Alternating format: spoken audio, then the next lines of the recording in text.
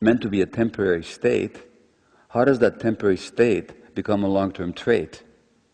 So how does it go from a state to a trait? Because as a temporary state, it's a useful one. You're meant to be able to do it. But how does it become a long-term trait?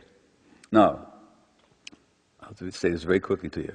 What I didn't know at that time, I had that intuition, but what I didn't know at that, I also understood that if something is growing so much, it can't be, whatever it is, it can't be genetic. But what I didn't know, because in medical school they didn't teach it in those days, nor did they teach it to this day, 14 years later, is that the human brain actually develops an interaction with the environment. So which circuits in the brain develop and which do not depends on the environment. The genes don't define what's going to happen. The genes predispose, but they don't predetermine. So what unfolds depends on what kind of input that brain gets. So, to give you an example, a child with good eyes at birth, so there's not much vision at birth, but there's some, but the eyes are good, and good genes at birth. But if he's placed in a dark room for 5 years, so he never sees light, he'll be blind thereafter for the rest of his life. Because the circuits of vision require light waves for their development. Without light, those visual circuits not only don't develop, but even the ones present at birth will atrophy and die. And that kid is blind. Now, when you look at the childhood problems, behavior problems, when you look at adult problems like paranoia, or depression, or addiction,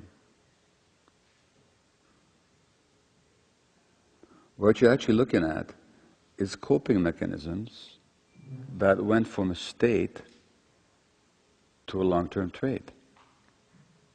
And what you're looking at is the impact of the environment on child brain development. Now, the human brain particularly is susceptible to the environment because more of our brain development happens outside the uterus than inside. So, the obvious example is the horse, which can run on the first day of life, and we can't do that for a year and a half. So we're born premature compared to the horse. Much premature, actually. Why? Because already at birth, the head is the biggest part of the body, which has to do with human evolution. The pelvis is narrow, which also has to do with human evolution, because as we have a large head and start use the hands, to make full use of that, we start walking on 2 legs. To walk on 2 legs, the pelvis gets narrower, narrower pelvis, larger head. We're born prematurely. And that means that most of our brain development happens after birth and not before. And that means that the input has to be right. And just as visual circuitry develops under the impact of light, so impulse regulation, attention, self-regulation, stress regulation, all these important self-regulatory capacities develop only when the conditions are right. And when they're not right, you've got the biology of loss. And the most important characteristics of the environment is the psychological and social one. Here's an article from Annals of Psychiatry by Dr. Bessel van der Kolk, who's a trauma expert, and he says, the most important information for successful development is conveyed by the social rather than the physical environment. Early patterns of attachment affect the quality of information processing throughout life. Now, the mind is an information processor.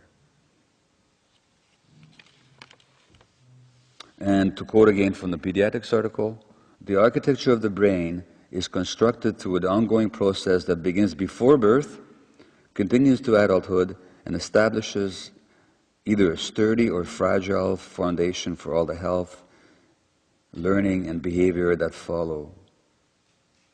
The interaction of genes and experience, which means psychological and social experience, literally shapes the circuitry of the developing brain and is critically influenced by the mutual responsiveness of adult-child relationships, particularly in the early childhood years. There's nothing controversial about this. So the circuitry of the brain is actually programmed by the relationships of the adults. When the adults are stressed, the kid's brain is stressed. And this begins already in uterus. So British studies, women who are stressed during pregnancy, their children are more likely to have ADHD at age 7 or 8. Women who are abused by their partners during pregnancy will have higher levels of cortisol.